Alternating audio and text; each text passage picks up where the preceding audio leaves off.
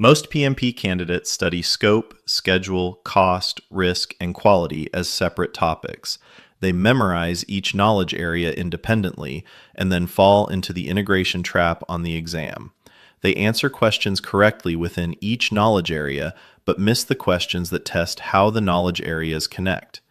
Integration management is the glue that holds every other plan together, and it is the project manager's most fundamental responsibility.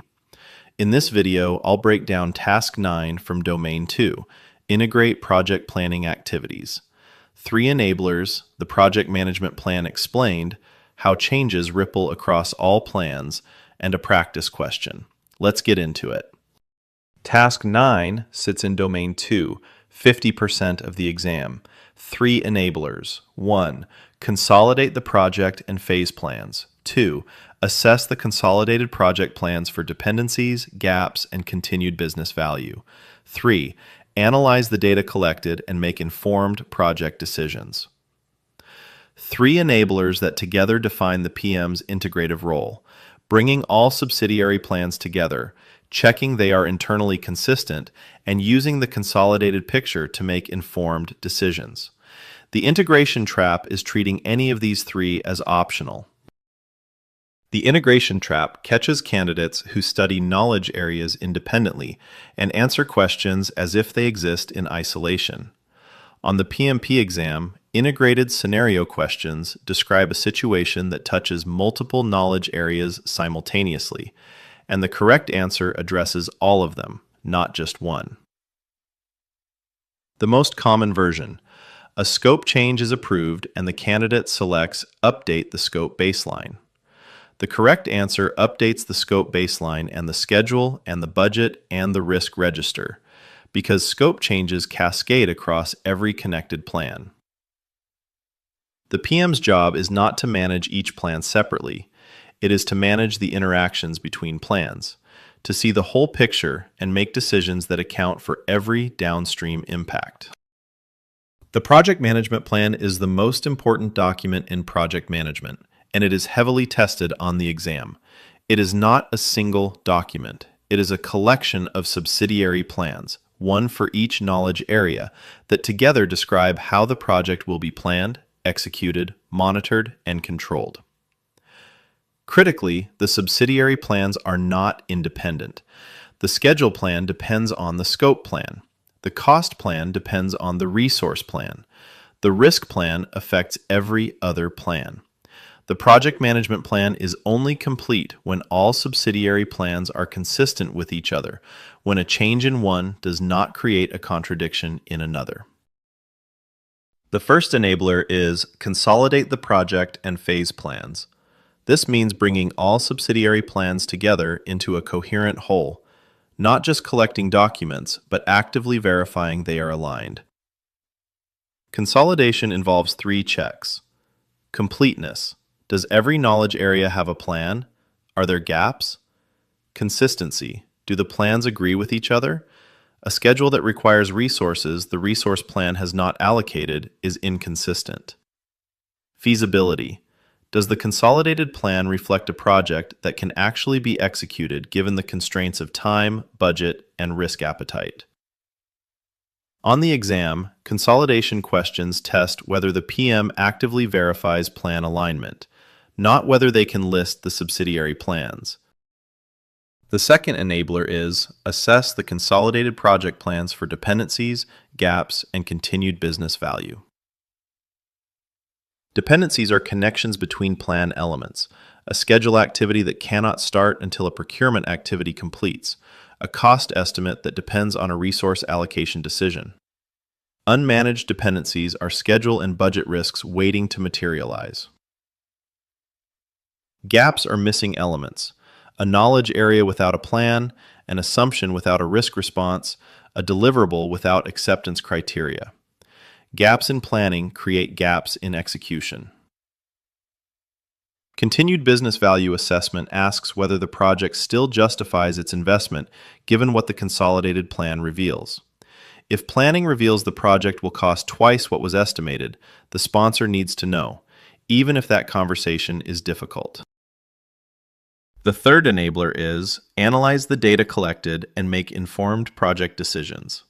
Integration management requires the PM to synthesize information from across all knowledge areas and use it to make decisions. Data analysis in integration includes variance analysis, comparing planned versus actual across scope, schedule, and cost simultaneously. A project on schedule but over budget requires a different decision than one behind schedule and under budget.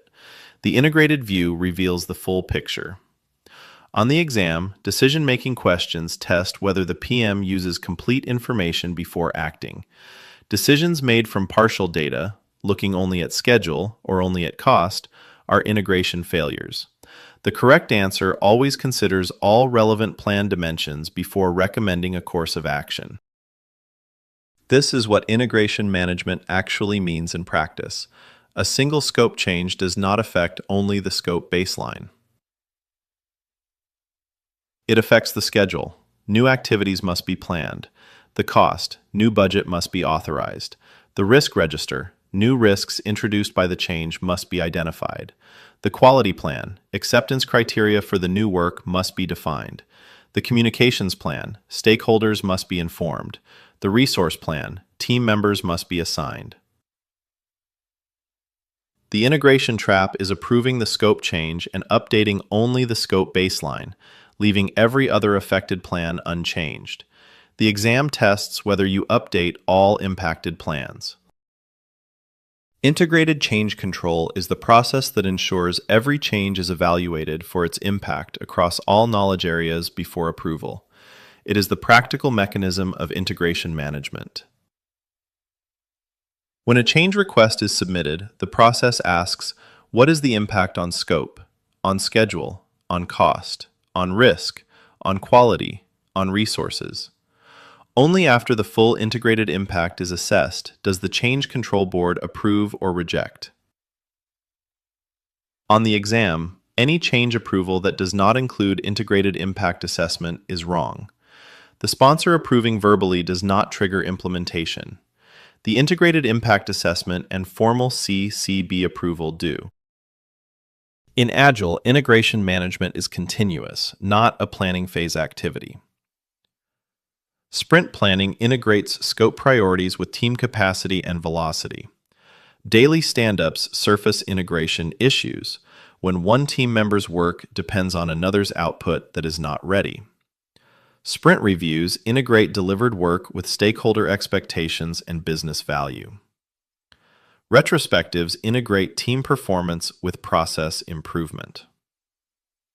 In hybrid projects, the integration challenge is more complex. Agile components must be integrated with predictive components that have fixed baselines. The PM tracks how changes in the Agile workstream affect the predictive elements and vice versa. On the exam, hybrid integration questions test whether you can manage both disciplines simultaneously. 3 traps on Task 9 questions. Trap 1. Updating only the directly affected plan. When a change occurs, the correct answer updates all impacted subsidiary plans. Scope change, update schedule, cost, risk, and resource plans too. Trap 2. Treating the project management plan as a single document. The PMP is a collection of subsidiary plans that must be internally consistent. An answer that ignores which specific subsidiary plans are affected is incomplete. Trap 3. Making decisions with partial data. Integration management requires the full picture before decisions are made. Optimizing one dimension while ignoring others is an integration failure. Let's recap Task 9. Integrate project planning activities. Enabler 1. Consolidate. Bring all subsidiary plans together, verify completeness, consistency, and feasibility. Enabler 2. Assess. Identify dependencies, find gaps, confirm continued business value. Enabler 3. Analyze and decide. Use integrated data across all knowledge areas before making decisions. The integration trap. No plan exists in isolation. Every change ripples across connected plans. Every decision requires the full integrated picture. Manage the connections between plans, not just the plans themselves. Let's test your integration thinking. Question: the Change Control Board has approved a significant scope addition requested by the sponsor. The addition will require 3 additional team members and 6 additional weeks. What should the project manager do next? Option A: update the scope baseline to include the approved addition. Option B: brief the team on the new scope and begin work immediately. Option C: update the scope baseline, schedule baseline, cost baseline, resource management plan, and risk register to reflect the full impact of the approved change. Option D: request additional budget from the sponsor before updating any plans. The correct answer is C. The change has been approved. Now the PM must update all affected plans, not just the most obvious one. 3 additional team members affect the resource management plan. 6 additional weeks affect the schedule baseline. Additional team and time affect the cost baseline. New scope introduces new risks. The risk register must be updated. Updating only the scope baseline leaves the project with inconsistent plans, the integration failure the exam tests for. Why not A? Updating only the scope baseline ignores the ripple effect on every other connected plan. Why not B? Beginning work before updating plans means executing against outdated baselines. No way to measure or control performance. Why not D? The budget impact is captured in the cost baseline update. It was part of the approved change. C is correct because it updates all impacted plans. That is your complete guide to the integration trap and why managing the connections between plans is the PM's most important skill. Subscribe for more PMP exam prep. Next up, the procurement trap. Domain 2, Task 11 explained. See you in the next video.